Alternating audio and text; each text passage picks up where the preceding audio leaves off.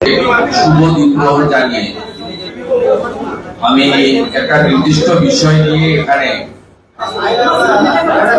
আরে আপনারা সাইলেন্ট হবেন তো নাকি? সাংবাদিকদের কথা বলতে দেন, বাকি সমর্থকরা যাদের জায়গা হচ্ছে ঠিক আছে, নইলে তারা দূরে থাকবে। আমি আমাদের আজকে আমার বাউরিয়াতে স্পট ভিজিটের কথা ছিল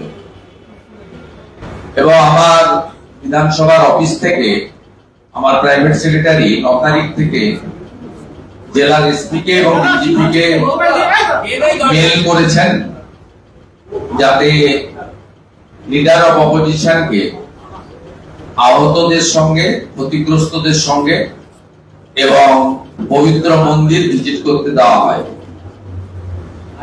গতকাল লেট নাইটে এসপি হাওড়া গ্রামীণ তিনি আমার প্রাইভেট সেক্রেটারির মাধ্যমে অনুরোধ করেছেন যে উভয় সম্প্রদায়ের মধ্যে টেনশন আছে, উত্তেজনা আছে, আপনি একটা দুটো দিন বা ডেট বলেননি, বলে কয়েকদিন পরে এলে ভালো হয় বা পরে এলে ভালো। তৎক্ষণাৎ কালকেই লেট নাইটে আমার অফিস থেকে এসপি কে জানানো হয়েছে যে আপনি ডেট এবং টাইম ইন্ডিকেট করুন, এলওপি ওই সময়ে ওই এলাকা ভিজিট করতে চান। এখন পর্যন্ত তার রেসপন্স এসপি করেননি। এর আগেও এই ধরনের ইনসিডেন্ট গত 4 বছরে, মানে আমি বিরোধী দল নেতা থাকাকালীন হয়েছে এবং অনেক ক্ষেত্রেই পুলিশের বাধাদান এবং অসহযোগিতার ফলে আদালতের থেকে হস্তক্ষেপ নিতে হয়েছে এবং এলাকা ভিজিট করতে হয়েছে। এটা সম্প্রতি মোথাবাড়ি, শামশেরগঞ্জ, ধুলিয়ান এবং মহেশতলা, রবীন্দ্রনগরেও আপনারা দেখেছেন। তাই আমরা ওখানে মানুষের পাশে দাঁড়াবো, সেই উদ্দেশ্যেই আজকে একদিকে উত্তেজনা বাড়িয়ে ওখানকার যে পরিবেশ, সেই পরিবেশ যাতে আরো খারাপ না হয় পুলিশের পরামর্শ অনুযায়ী আমরা পুলিশকে বলেছি, এসপি কে বলেছি আপনি ডেট নির্দিষ্ট করে জানান, আমরা ওয়েট করছি পুলিশের রেসপন্সের জন্য। এটা একটা দিক গেল। অন্যদিকে আমরা উলবেড়িয়াতে ভারতীয় জনতা পার্টির জেলা কার্যালয়ে আপনাদের সঙ্গে মিলিত হওয়ার আগে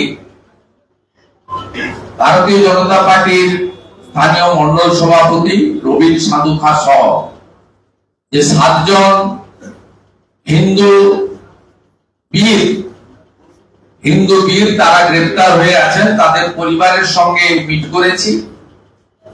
ক্ষতিগ্রস্ত দোকানদারদের মধ্যে যারা এসেছেন তাদের সঙ্গে মিট করেছি এবং যে উকিলরা এই মিথ্যা অভিযোগ হিন্দুরা আক্রান্ত, হিন্দু মন্দির ভাঙলেন, হিন্দুদের রক্ত পড়ল, হিন্দু বাচ্চাকে কোপালেন, হিন্দু দোকান বেছে বেছে লুট করলেন, একটাও মুসলিম দোকানে হাত দেয়নি,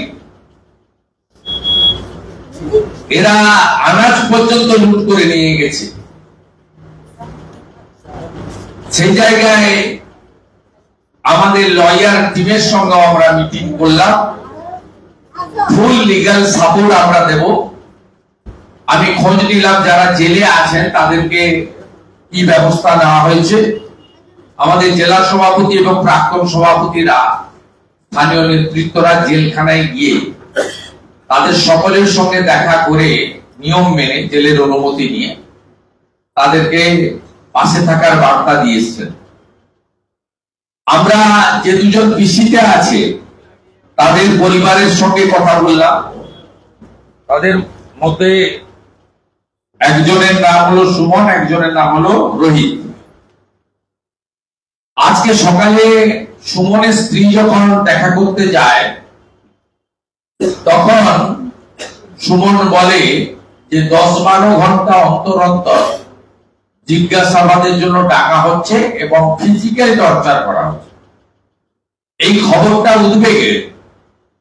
তাই আমি যে লয়াররা দেখছেন বিজেপি লিগ্যাল সেলে, রাষ্ট্রবাদী লয়াররা, তাদেরকে পরামর্শ দিয়েছি অবিলম্বে মেডিকেল চেয়ে উলবেড়িয়া কোর্টে একটা পিটিশন করতে, এবং উলবেড়িয়া কোর্টের নাকি পিটিশন দিলেও রিসিভ করা হয় না। আমি বলেছি আপনারা মেলে দেন স্ত্রীকে, তারপরে যা করার করব, রাস্তা আছে।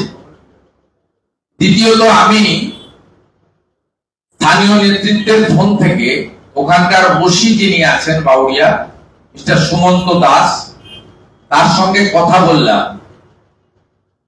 বলে আমি তাকে জানতে চাইলাম যে এই ধরনের অভিযোগ তার স্ত্রী চোখের জল ফেলে সুমনের করছে, এটা সম্পূর্ণভাবে সুপ্রিম কোর্টের যে গাইডলাইন আছে পুলিশ কাস্টডিতে থাকাকালীন তার ভাইলেশন। আর সুমন একজন হিন্দু বীর, হিন্দু যোদ্ধা, তাকে চোর ডাকাত ধর্ষণকারীদের সঙ্গে তুলনা করলে হবে না। আপনারা অনুব্রত মন্ডলকে ধরতে পারেন না, আপনারা রেপিস্টদেরকে ধরতে পারেন না, আর এই সুমনের উপর টর্চার হচ্ছে, এটা আমার কথা। আমি ওনাকে বলেছি, উনি অস্বীকার করছেন যে ওনার নোটিশে নেই। আমি বললাম এই কেসের আইও আছেন একজন, শাহজাহান বলে এসআই।